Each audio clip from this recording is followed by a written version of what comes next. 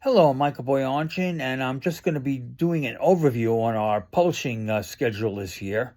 Right now, way ahead of schedule, we released our first book, which I just did a video on, called The Grandeur of the Transmillennial Illuminators, which is convoluted, but basically it's about the transformation the world underwent from the old millennium to the new millennium, where the clocks were supposed to stop, the PC shut down, and the whole world end. It didn't happen, but we did face challenges, of course, which I talk about in the book.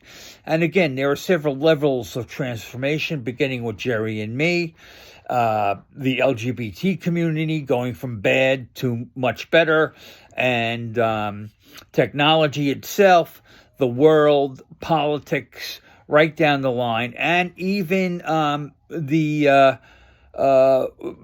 discussion of the other world across the Rainbow Bridge, how that transformed, and how loved ones are visiting now from the other world, and so on and so forth. But because I'm so ahead of schedule here, I mean, this wasn't supposed to be done till the end of the month at the earliest. Everything else pushed forward. And the next book on deck, which I'm working on as we speak, is Moonshot, the Gus Wagner story.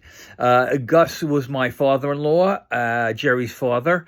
And, they once rolled out the giant scroll of the family tree they had done in the 1970s, all handwritten, gigantic roll of paper. But it only went to the 1400s, but it focused primarily on connecting the family to the American Revolution. Again, that was the bicentennial era, 1976. And they had four members who served in the American Revolution, one direct, and that was the father, and then three sons who were indirect. The direct son did not serve. But here we are doing this family tree, looking for famous people here and there, going back to 200 AD. And right under our nose, flipping hamburgers on his charcoal grill, is my father-in-law, Gus Wagner. And he was an engineer at Grumman, assigned to, with his brother, to the Lunar Lander program, which is the spacecraft that took the first Americans from the space capsule to the surface of the moon. And here we are, right under our noses, and it's the most monumental achievement in human history up till date. Of course, there are other important things, but that's a pretty big achievement, and he's sitting there flipping cheeseburgers. Pretty funny. So anyhow, I've got a whole book dedicated to the space program and Gus and his family and everyone else. I remember as a boy, every kid had a poster on the wall of all these spacecraft that were going to be coming out, space stations. But that got me thinking, well, what about my father? He served for the entire war in World War II in North Africa.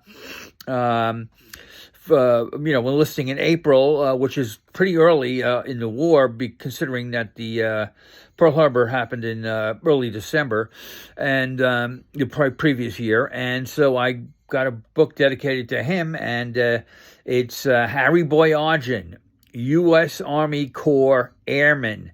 And that's what he was. He was in the Army Air Corps. He made that very clear. It wasn't the Air Force. It wasn't some other title. It was the U.S. Army Air Corps.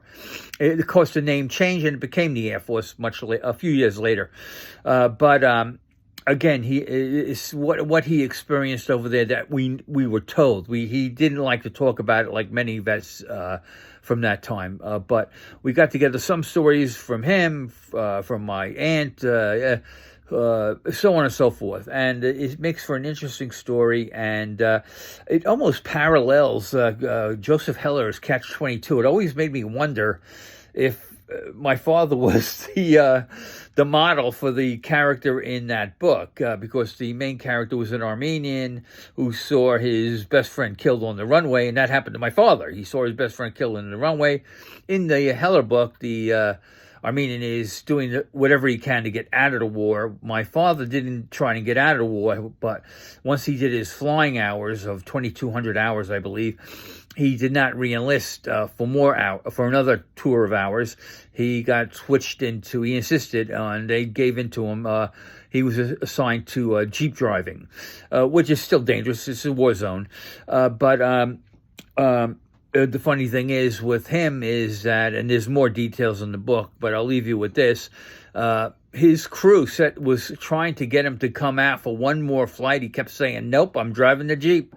And they took off and were never seen again. It was a shipment of gold, and that flight was lost and never found. I don't know where it went or how it cannot be found by now, but it's gone. Anyhow, those are the books. One is out and two more on deck, and Happy New Year.